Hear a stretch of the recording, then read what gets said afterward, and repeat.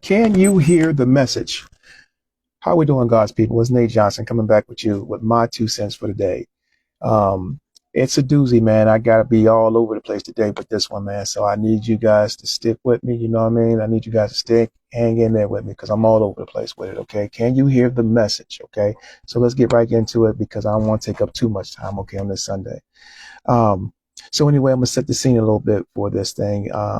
Say we have an 18-year-old kid who's in a courtroom with no representation, doesn't want any representation.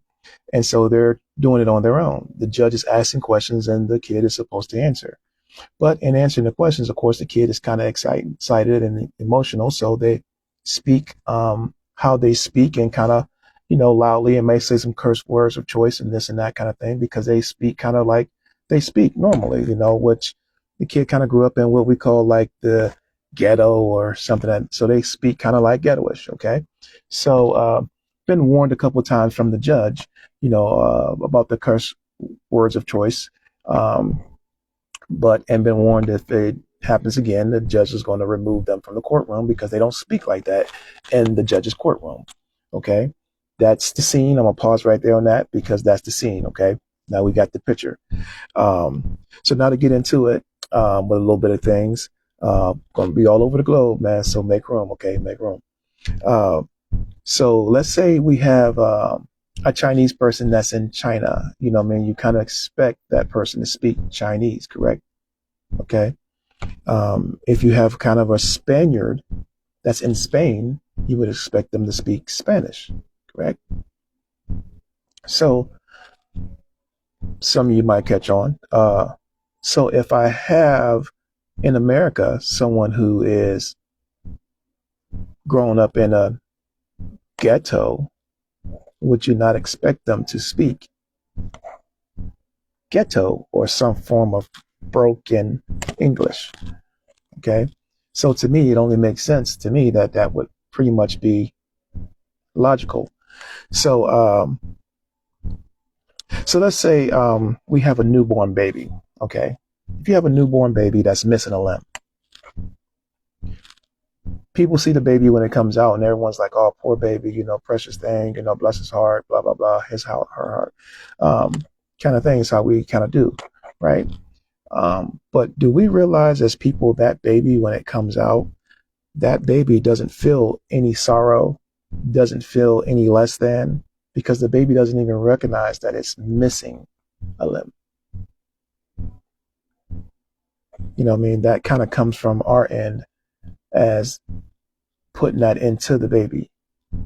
Um, as a child that grows up in chaos may only know chaos, just like a cheetah or a deer would only know how to run. So that's what they do. They run. They don't try to fly, right?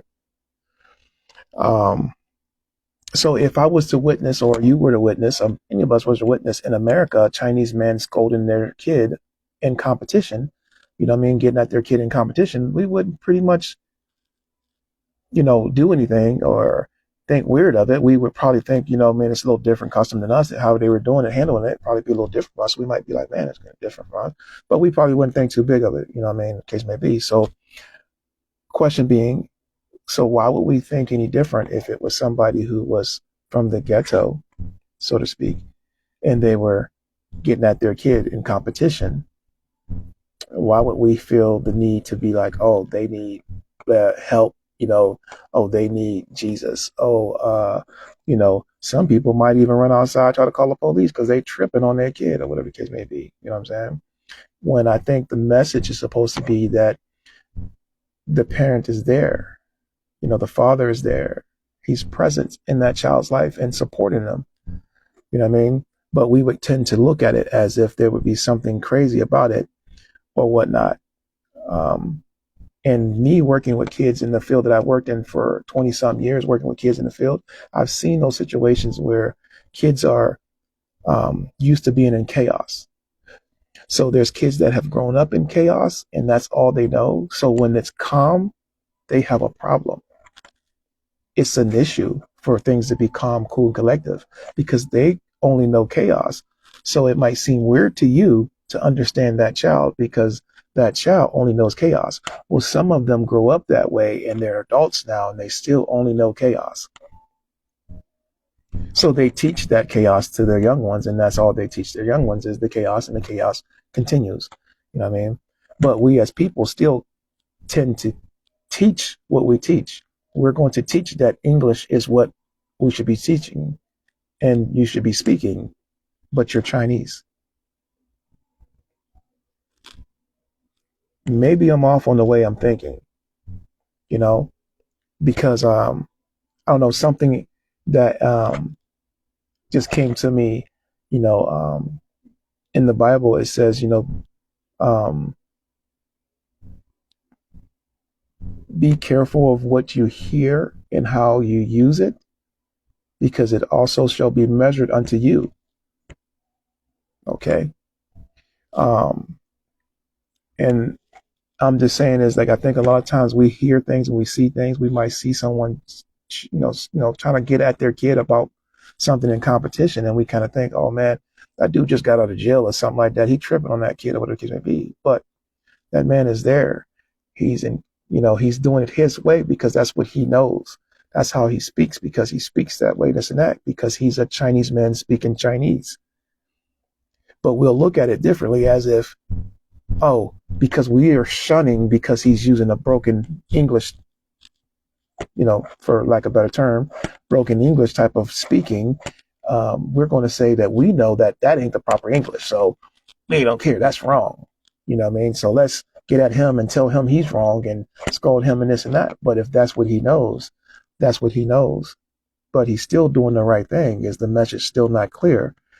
And the fact that he's still being a father to his child and he's showing love and respect to his child is just in a way, in a language that you may not agree with because he's speaking Spanish. I'm just saying, maybe I'm a little off. Don't get me wrong. Us being Americans, I know in certain situations when things keep getting worse and the person you're talking to keep looking at you funny as you try to converse, 85 to 95% plus would have been said to curse. Just saying, be careful of what you hear and how you measure or use it, because it may be measured unto you. 2 words, 8 letters, show love, and a salute to all those who suit up.